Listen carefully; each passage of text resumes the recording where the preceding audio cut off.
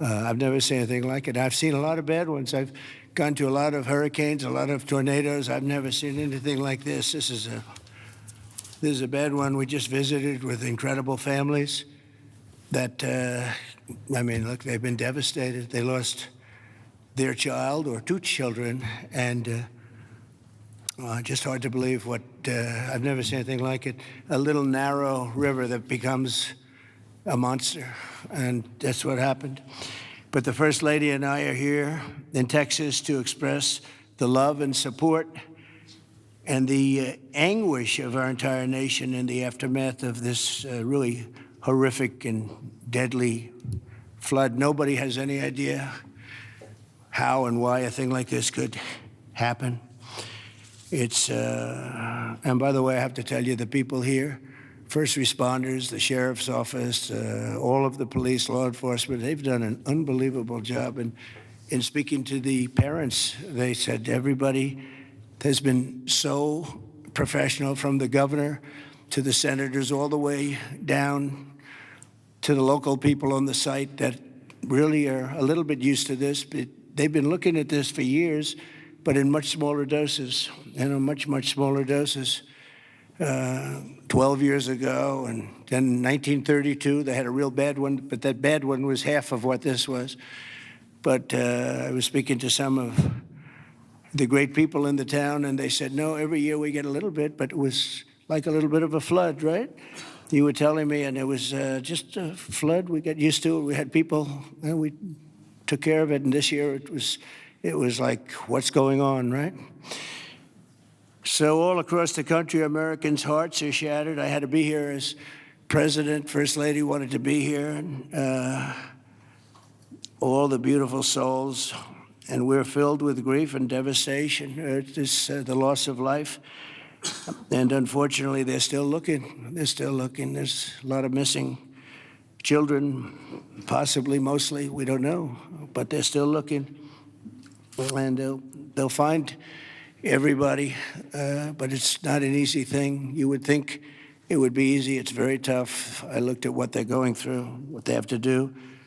But dozens and dozens of precious children taken from us with such, I looked at the pictures of almost all of them, and it's terrible. Following a torrential downpour, the worst that anyone's ever seen, Guadalupe River rose 26 feet in less than 45 minutes, and I've even heard it went well over 30 feet. There's one story that one person said it had to be 60 feet at one moment. This is like a giant, giant wave in the Pacific Ocean that the best surfers in the world would be afraid to surf. And it unleashed a catastrophic flooding as most residents were asleep in their beds. A very dark evening. The waters claimed at least 135, 140 lives.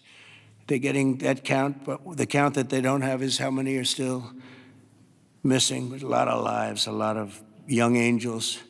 At the girls' Christian summer camp, known as Camp Mystic, a legendary camp, a camp that people would want to go to from all over the country. People, parents, they come and they would stay with their children. They'd stay in other cabins just to be with their children, but a legendary place.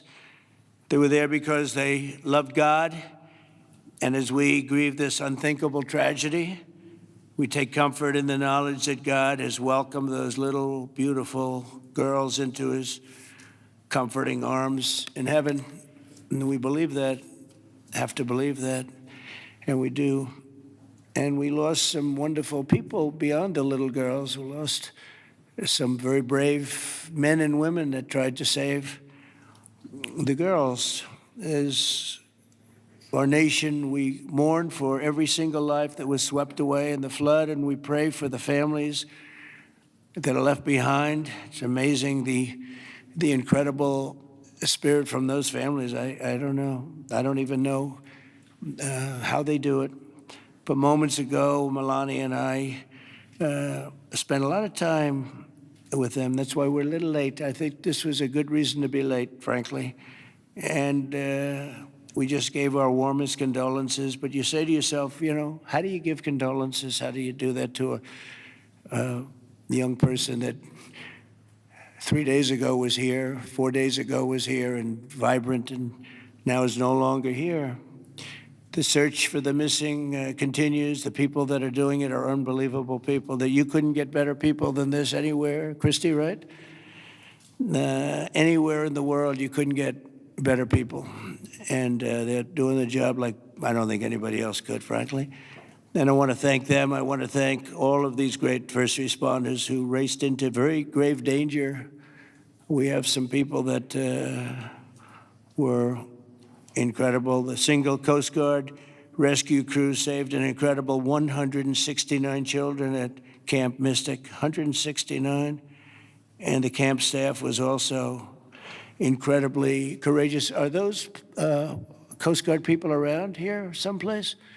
Because I hear some incredible people. And I actually, Scott Ruskin, is he around?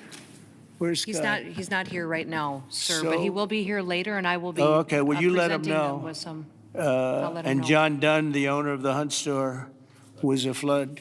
Where are you? Okay, good. We spoke a little while ago, and it sort of, John was telling me some stories about that store, and it was just really amazing. Yes, Mr. President. First, let me correct. Was owner of the Hunt store from 2013 till April of last year, where I actually sold the store to Haley and BB Lehrman, who are excellent operators, and they're on the ground right now in Hunt, leading the effort there together with the fire department, the churches, the schools, what have you. And they're doing a phenomenal job. Good job. My role in it is I had seller finance the deal. And You're going to bring it back? I'm absolutely going to bring it back. And the walls are up, the two walls are up, and you're going to... There's belief out there that it was a total loss. It's not. Gentleman by the name of Larry Graham put up some incredible walls in 1973. And he's a great engineer, and those walls are still standing. Save the walls. Save the walls. Okay. And the goal is, and I think we can get it done, between Haley, BB, myself, and some outside help that we're going to be getting, I think we're going to get it reopened very quickly. Good. I think it's important to get it open quickly because once we do, the community can get back to a sense of normalcy. I think it'll be good for the community. I think it'll accelerate the recovery process. There's a lot that has to be done, but I'm impressed and very pleased with the resources that I think are going to become available through the conversations with Chip Roy, Governor Abbott's office, and others, that we will get it done quickly. Yes, sir. Thanks, John. Good luck with it. Okay, I'm sure you will. The search for the missing is continuing, as you know, and today I especially want to thank all of these incredible people from the Coast Guard, and you'll give my regards in particular to some of the people we mentioned. Every American should be inspired by what's taken place during this short period of time, and I want to thank Governor Abbott.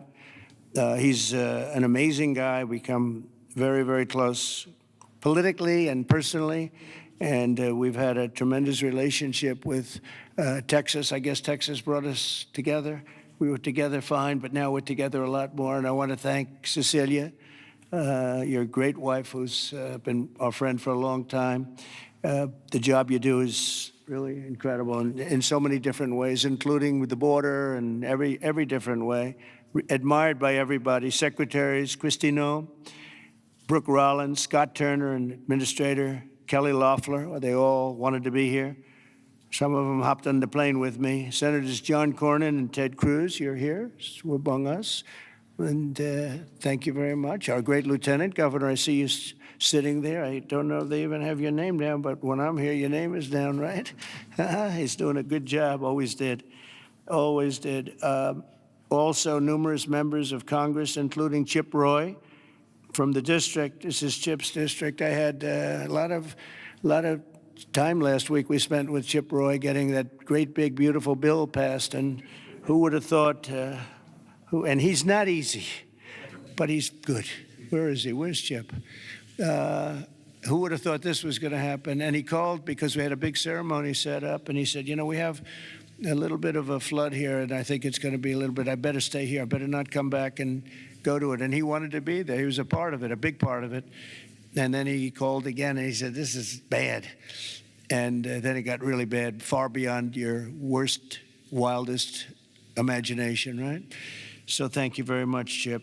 I appreciate it. And Brian Babin also is, I don't know if Brian's here.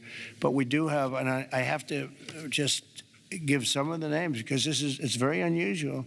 Nathaniel Moran, Dan Crenshaw, all of these people wanted to be here. Keith Self, Jake Elzey, August Pfluger, Craig Goldman, Ronnie Jackson. Where are you people? Are you here? You're all here? Where's Ronnie Jackson?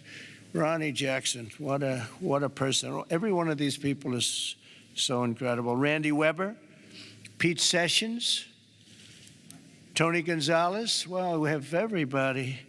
Beth Van Dyne. Hi, Beth. Hi, Beth. Roger Williams. Brandon Gill. Hi, Roger. Brandon, you're here? Yes? Thanks, Brandon. Doing a good job, Brandon. Michael Cloud, John Carter, and Wesley Hunt. And we have others, but I'm not, we have to get on with it. But I did want to ask Lieutenant Governor Dan Patrick. He's been my friend from the beginning. He's been the chairman of all three of my campaigns, and all I know is we won by record amounts, so I guess you were a pretty good chairman, right, Dan? And his son is fantastic, too. But Attorney General Ken Paxton. Ken's around here someplace. Hi, Ken. Hi. And Director of the Texas Department of Public Safety, Freeman Martin. Freeman, thank you very much. You're doing an amazing job. Texas Chief of Emergency Management, Nim Kidd. Thank you. Thank you very much. Thank you for greeting us, too. Major General Thomas Seltzer of the Texas Military Department. Thomas, great job. Thank you. Really good job. And many other officials and government, everybody is here. You know, it's amazing. I do these things, and often you just don't have a turnout like this. Half of government is here, but my administration is doing everything in its power to help Texas, and I can tell you that, and the governor will be the first to tell you that when the request was made for the emergency funds, Christy, I think we gave it within about 2 minutes, maybe less, and they had everything they needed, right, immediately. So we've deployed over 400 first responders and assisted or enabled more than 1,500 rescues. Amazing, 1,500. Customs and Border Protection and the U.S. Coast Guard have deployed numerous search and rescue crews, and they're all over the territory, and trauma teams. And beyond this area, you know, the governor was saying we've gone a little bit beyond this area. Oh, there's Dr. Phil. Look at Dr. Phil. You're looking good, Phil. This is a hell of a situation, isn't it, huh? FEMA has deployed multiple emergency response units, and FEMA has been really headed by some very good people.